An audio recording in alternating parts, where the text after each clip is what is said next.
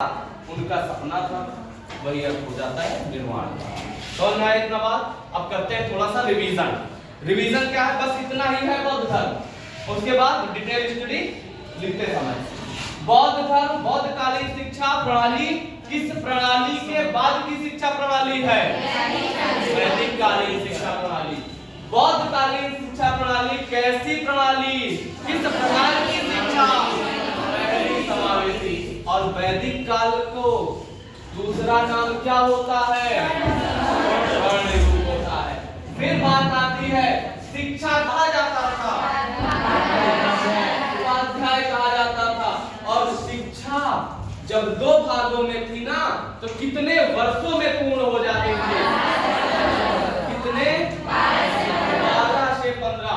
जो पोथी थी कौन सी? कितने अक्षर थे?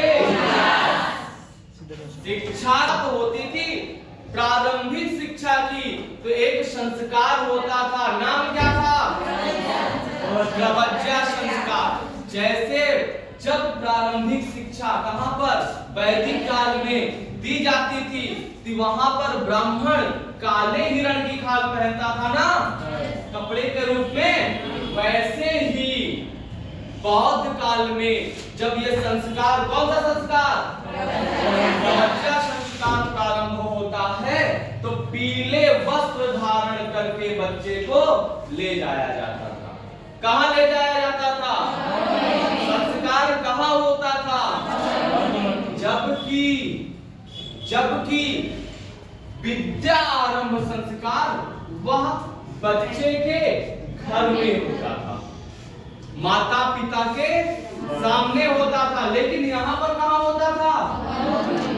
और जब शिक्षा पूर्ण हो जाती थी और जो विद्यार्थी था वह आजीवन कहां रहना चाहता था? बौद्ध मठों में। एक नई संस्कार होता था। क्या होता था? क्या रहने की शपथ दिलाई जाती थी? समझ में आ गया?